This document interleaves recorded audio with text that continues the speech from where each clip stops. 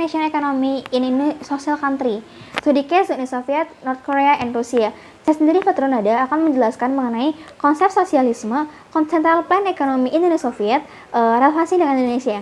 Nah, pertama saya akan mengenai sosialisme. Apa sih sosialisme? Itu merupakan sistem ekonomi sosialis yang dianut oleh negara-negara komunis seperti Uni Soviet, North Korea, dan Kuba dan Rusia. Dan mereka sendiri juga merupakan negara yang pemerintahannya menganut sistem pemerintahan yang terpusat. Nah, sebenarnya apa sih tujuan dari sosialisme? Yaitu adalah untuk mengatasi dan maju melampaui fase predator perkembangan manusia, yang pada dasarnya manusia itu merupakan makhluk monopoli atau makhluk yang menguasai tempatnya dia. Dan selain itu, sosialisme diarahkan pada tujuan sosial etis, di mana merupakan tujuan yang berdasarkan kepribadian yang goalsnya itu adalah untuk meningkatkan etis yang dapat mengakibatkan evolusi masyarakat. Nah, selanjutnya sebenarnya manusia itu memiliki dua sifat. Pertama, sosial dan individu. Sosial itu merupakan dia yang ingin membutuhkan orang lain tapi untuk menghibur diri. Yang kedua, individual itu adalah dia itu butuh orang tapi untuk membuktikan bahwa dia itu sebenarnya pintar, bahwa sebenarnya dia itu hebat gitu kan. Dan sebenarnya manusia itu juga memiliki dua konstitusi. Pertama biologis, yang kedua itu budaya. Itu merupakan yang didapatkan dari lahir seperti gender. Yang kedua itu budaya, yaitu yang didapatkan melalui masyarakat, mendapatkan melalui di mana dia bertempat tinggal, kapan dia bertempat tinggal, dan itu akan membuktikan atau menunjukkan karakternya dia, dan itu yang dapat membuat dia itu berkompetisi gitu. Dan itu merupakan hal-hal yang tidak bisa diatur oleh sains atau teknologi atau ilmu lainnya, tapi itu merupakan faktor alam gitu kan. Nah, selanjutnya, karena pada dasarnya manusia itu merupakan orang yang individualis dan egois, maka akan muncul namanya anarki masyarakat ekonomi kapitalis, yaitu modal swasta itu akan dikuasai oleh swasta, yang pasar akan dikuasai oleh swasta, dan akan menimbulkan ketimpangan sosial, akan si kaya dan si miskin, dan itu juga akan menimbulkan atau mengakibatkan yang namanya oligarki modal masyarakat dapat diatasi melalui pembentukan ekonomi sosialis atau tadi saya bilang central plan ekonomi gitu. Dan juga dapat disertai dengan sistem pendidikan yang berorientasi pada tujuan sosial. Nah, kenapa sih harus sosialisme? Nah, kenapa? Karena ada beberapa faktor lainnya, seperti pertama, social and ethics ends, di mana karena pola sosial dan keterkaitan manusia itu sangat bervariasi. Yang kedua ada dimensi of reality. Dimensi of reality yang dimana dibedakan menjadi dua, yaitu budaya dan sosial. Selanjutnya terdapat pula the crisis of our time, the relationship of the individual of the society. Yaitu kenapa? Karena masyarakat itu sendiri merupakan individu yang radikal yang akan mengakibatkan libertarian dan konservatif ekonomi. Yang kedua, adanya the individual and collective, yaitu adanya pertempuran antara individu dan kelompok. Selanjutnya, terdapat pula kapitalisme, sosialisme, dan diktatorship yang pada dasarnya masyarakat itu merupakan sifat yang terlalu diktator atau terlalu mengatur, terlalu memimpin dalam suatu hal. Yang selanjutnya juga terdapat the rules of the game, yang tadi saya bilang bahwa swasta akan menguasai pasar, yang pada dasarnya semakin besarnya bisnis atau besarnya organisasi, dia akan dapat mempengaruhi kelembagaan dan politik tempat organisasi itu beroperasi. Dapat dilihat cycle ini bahwa bisnis sukses itu akan mempengaruhi yang namanya favorable rule of the game atau organisasi politik. Nah, selanjutnya, poin yang kedua, saya akan menjelaskan mengenai central plan economic in socialism countries to the case Uni Soviet, di mana Soviet merupakan negara adidaya pada saat perang dingin yang dia memiliki growth peak-nya pada tahun 1950 dengan menguasai industrialisasi yang transformasinya antara agrikultur sama industri itu sangat tinggi, yang bisa mengalahkan Amerika Serikat. Tapi at the end dia akan mengalahkan Amerika. Kenapa? Karena terdapat beberapa hal lainnya yang nanti akan saya jelaskan. Selanjutnya, sebenarnya apa sih sistem ekonomi? Yaitu sistem ekonomi yang mengatur investasi dan alokasi modal sesuai dengan rencana ekonomi dan produksi yang telah direncanakan. Nah, saya akan meng-highlight yang namanya investasi dan alokasi dan produksi, karena sistem ekonomi itu point of view-nya itu adalah investasi dan produksi, yaitu capital dan labor, yaitu dia akan berfokus pada investasi, mesin, building, dan juga labor gitu. Dan ini akan saya menunjukkan pertumbuhan ekonomi in Uni Soviet, Nah, pada tahun 1950 merupakan gold periodnya bagi Uni Soviet karena pertumbuhan produktivitasnya sangat cepat. Dapat dilihat juga bahwa pertumbuhan ekonominya dari tahun 1990 sampai 1993 itu 36% paling tinggi di antara tahun-tahun lainnya. Itu diakibatkan apa? Karena tadi pertumbuhan produktivitas pada labor yang sangat cepat.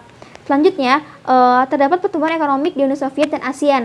Nah, rendahnya elastisitas substitusi antara kapital dan labor karena penurunan yang lebih besar daripada kapital di market itu mengakibatkan ekonomi di Soviet itu bakal turun. Nah, dapat dilihat pula di sini ada elastisitas antara 1990 sampai 1987 itu pertumbuhannya turun.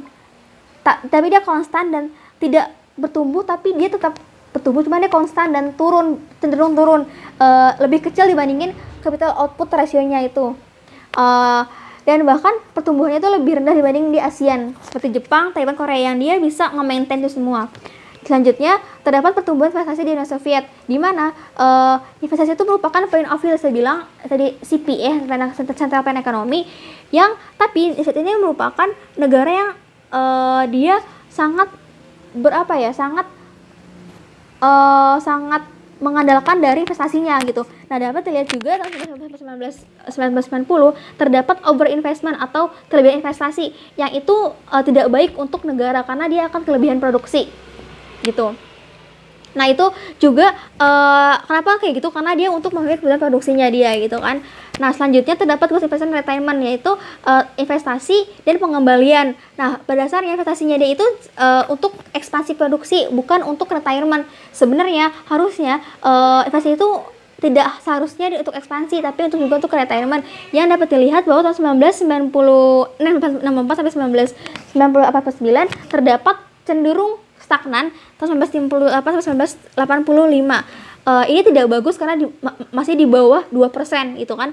Nah, terdapat juga share of investment to replace in total gross investment in unit Soviet Indonesia, yaitu replacement share investment itu kepada si retirement itu sangat rendah, yaitu di bawah 20%, tapi hanya pada tahun 1968 doang yang sampai 30% gitu. Selanjutnya dia cenderung di bawah 20%, itu sangat merugi karena pada dasarnya mereka juga dia mengalokasikan investasinya itu untuk retirement itu hanya mencapai 40% aja, sedangkan Uni Soviet dia mengalokasinya sampai 70%.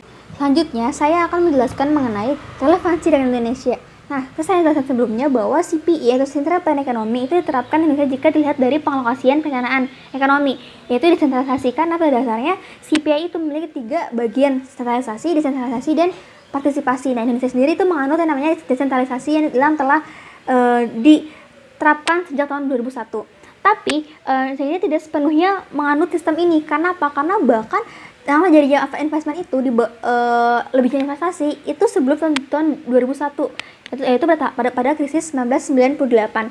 Nah, malah Indonesia menggunakan atau menerapkan sistem tersebut setelah kejadian krisis tersebut.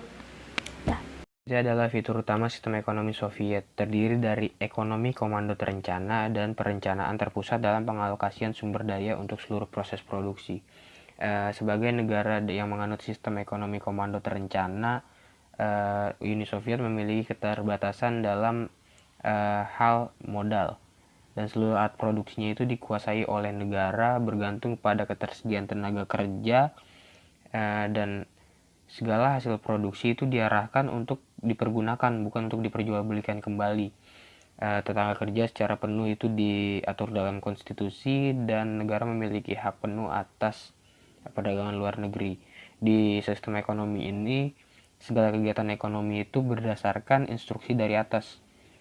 Organisasi perencanaan khusus dalam hal produksi di Uni Soviet kala itu bernama Gosplan, yang berarti Komisi Perencanaan Negara. Gosplan bertanggung jawab atas elaborasi rencana produksi.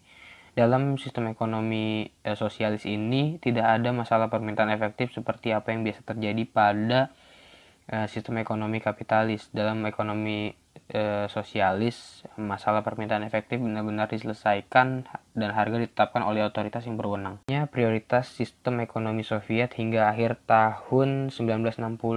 Jadi sebagai mana kita ketahui tadi, sistem ekonomi Soviet ini adalah ekonomi komando terencana, di mana segala mobilisasi sumber dayanya itu ditujukan untuk mempercepat industrialisasi.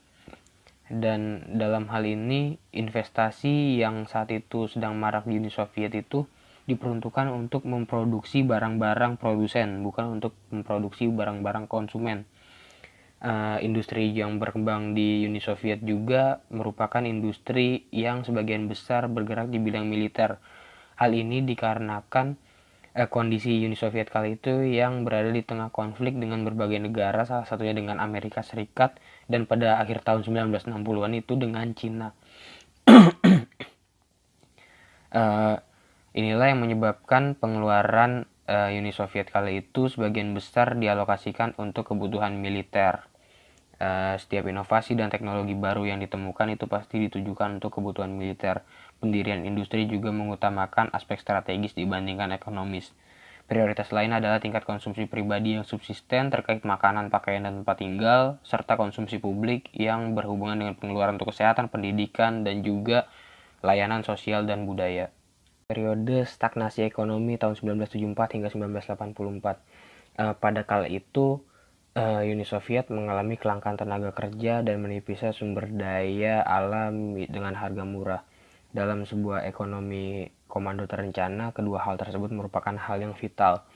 Kelangkaan tenaga kerja kala itu terjadi akibat menipisnya cadangan pekerja yang berasal dari warga pedesaan yang menganggur. Dan yang kedua, penyebab selanjutnya adalah tingginya partisipasi tenaga kerja wanita di Uni Soviet kala itu, khususnya pada tahun 1970.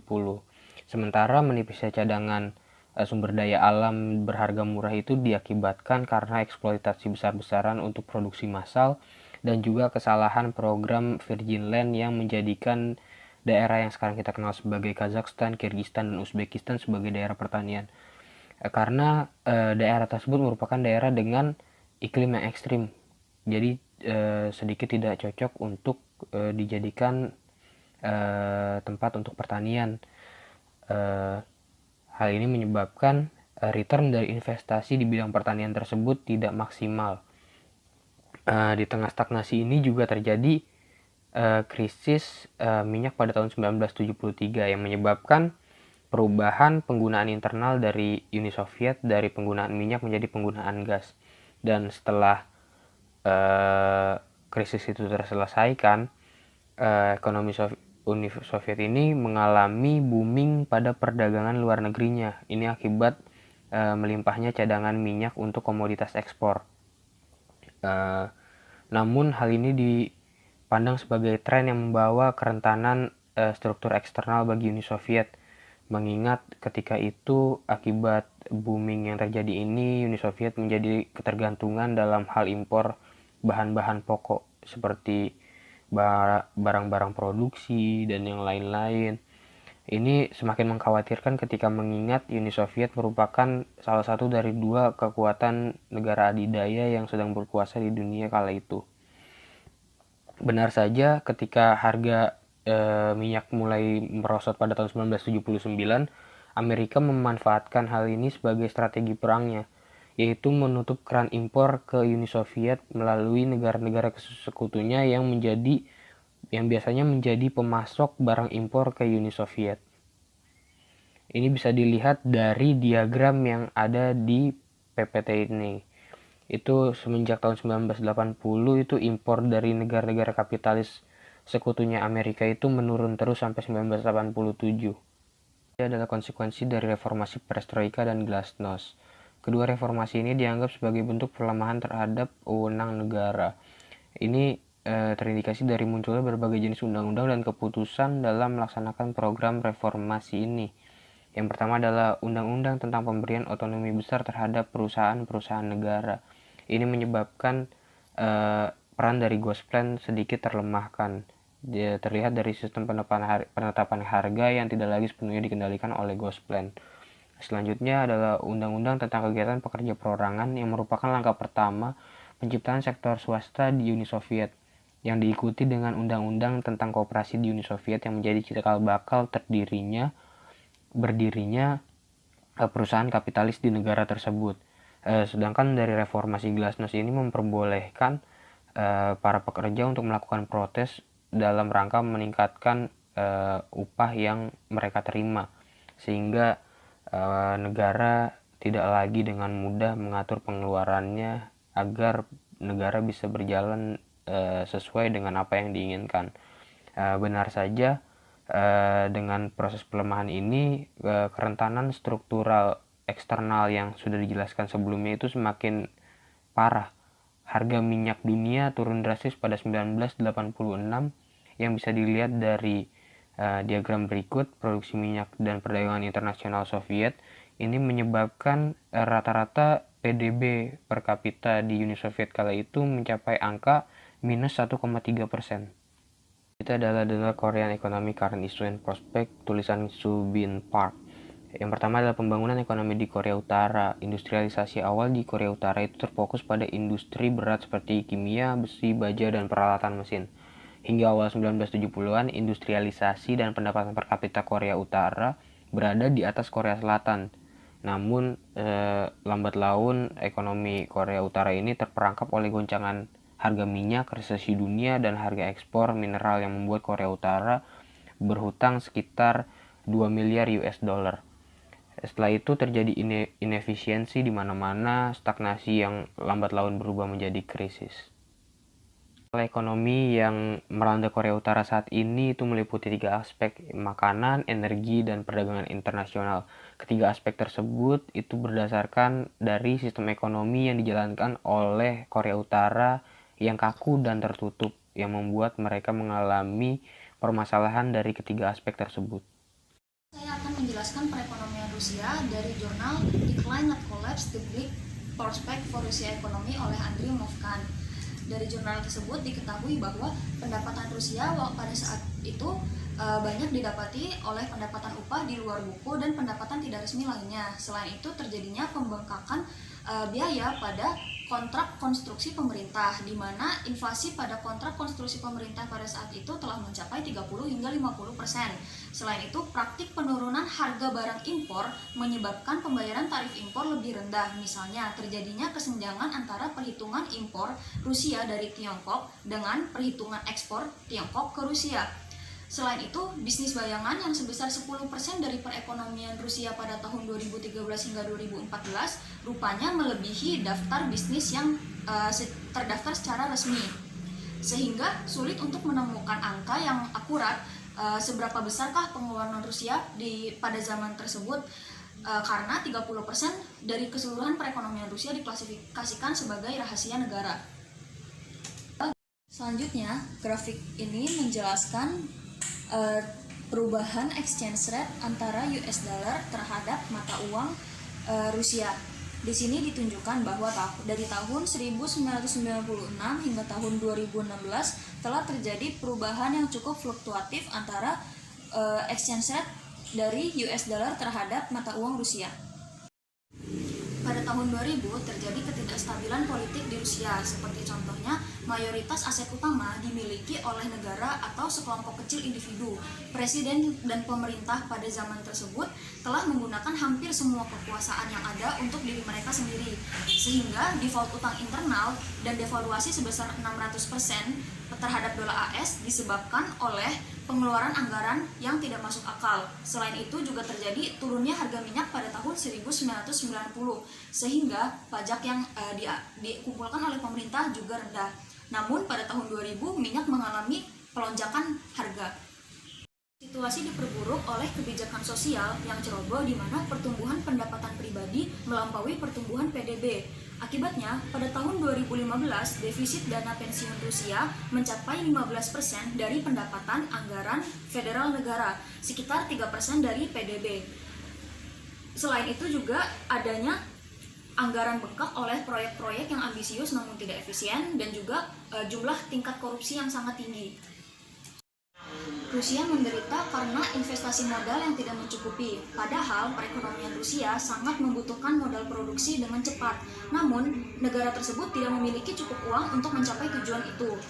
Investor swasta meragukan kemampuan Rusia untuk berinvestasi, sehingga investor swasta tersebut tidak melakukan investasi di Rusia karena menganggapnya terlalu berisiko, sehingga defisit anggaran melebihi 3% dari PDB pada tahun 2016 dan kemungkinan besar akan lebih besar lagi setinggi 5 hingga 7% pada tahun 2017 hingga 2018. Selain itu, produk Rusia juga kurang kompetitif, seperti contohnya jumlah biaya yang dikeluarkan oleh produksi di negara Jepang lebih sedikit daripada jumlah produksi biaya yang dikeluarkan oleh Rusia. Padahal produksi dari kedua negara tersebut memiliki kualitas yang sama, sehingga produk Rusia tidak memiliki kompetitif yang baik sebaik dengan negara Jepang. Terdapat juga beberapa faktor eksternal yang mempengaruhi perekonomian Rusia. Sejak krisis Ukraina meledak pada tahun 2014, Rusia telah dikenai sanksi ekonomi dari Amerika Serikat. Beberapa sanksi tersebut menyebutkan bahwa sanksi Barat secara efektif melarang sejumlah organisasi komersial di Rusia untuk meminjam di pasar internasional. Mereka juga melarang bisnis Rusia untuk memiliki aset-aset yang ada di beberapa negara serta memblokir sekelompok orang Rusia untuk masuk ke dalam negara-negara Barat tersebut.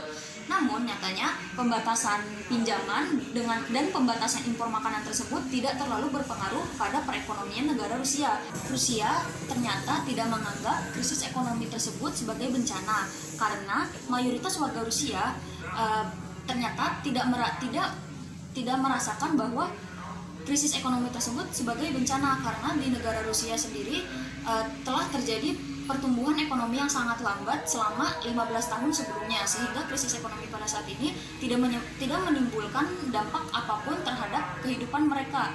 Bagi mayoritas Rusia, krisis tersebut hanya mengikuti periode panjang pertumbuhan perekonomian, dan hanya sekelompok kecil orang yang mengalami perubahan kehidupan perekonomian pada standar kehidupan mereka. Dan selain itu, tidak adanya persaingan dalam merebut kekuasaan di antara kelompok-kelompok elit. Maksudnya adalah di negara Rusia ini semua diambil alih oleh pemerintah, oleh negara, sehingga yang ada di dalam negara Rusia tersebut termasuk pihak swasta, rumah tangga, konsumen dan lain sebagainya tidak memiliki kesempatan untuk berkompetisi, sehingga tidak ada rasa keinginan bagi masyarakat untuk mengambil alih posisi dari pemerintahan pada saat itu.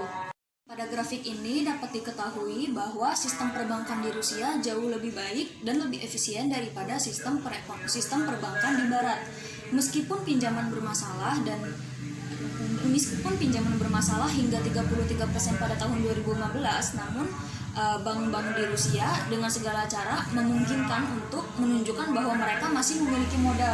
Di grafik ini dapat dilihat bahwa tidak adanya penurunan modal dan selalu terjadi peningkatan dari tahun ke tahun. Selanjutnya, berikut merupakan grafik yang menunjukkan jumlah bank yang ada di Rusia. Jumlah bank di Rusia telah berkurang sebesar 10% setiap tahunnya. Di sini terlihat dengan jelas bahwa bank di Rusia mengalami penurunan pada setiap tahunnya. Namun, secara teori, bank-bank yang berkurang tersebut tidak akan berpengaruh besar terhadap perekonomian Rusia. Namun, runtuhnya satu atau dua bank besar di Rusia secara tiba-tiba maka akan menimbulkan resiko yang jauh lebih besar bagi perekonomian. Selanjutnya, saya akan menghubungkan jurnal yang tadi sudah saya jelaskan dengan relevansinya dengan Islam. Berikut ini saya hubungkan dengan ayat yang ada di surat Al-Hasyr ayat 7 yang berbunyi supaya harta itu jangan beredar di antara orang-orang kaya saja di antara kamu. Maksud ayat ini adalah jangan supaya harta itu hanya beredar di orang-orang kaya saja. Sedangkan di paper yang sudah saya jelaskan sebelumnya bahwa di negara Rusia mayoritas dari kekayaan negara hanya dinikmati oleh pemegang negara itu sendiri, hanya dinikmati oleh presiden atau sekelompok orang yang berkepentingan di negara tersebut. Maka perekonomian pada negara Rusia tersebut sangatlah bertentangan dengan ayat Al-Hasyr, dengan surat Al-Hasyr ayat 7 ini. Dan juga ada hadis yang berbunyi tidak ada seorang yang memakan satu makanan pun yang lebih baik dari makanan hasil usaha tangannya sendiri, dan sesungguhnya Nabi Allah memakan makanan dari hasil usahanya sendiri. Maksudnya adalah Rasulullah telah bersabda bahwa alangkah baiknya bagi seorang muslim untuk mengembangkan perdagangannya, untuk mengembangkan bisnisnya, sehingga hasil dari bisnis tersebut dimakan oleh kita sendiri. Maka dari itu di sini dapat disimpulkan bahwa Nabi Muhammad dan juga Allah Subhanahu wa taala telah mengumandangkan umatnya untuk dapat mengembangkan perdagangan bagi dirinya sendiri dan juga bagi perekonomian negara.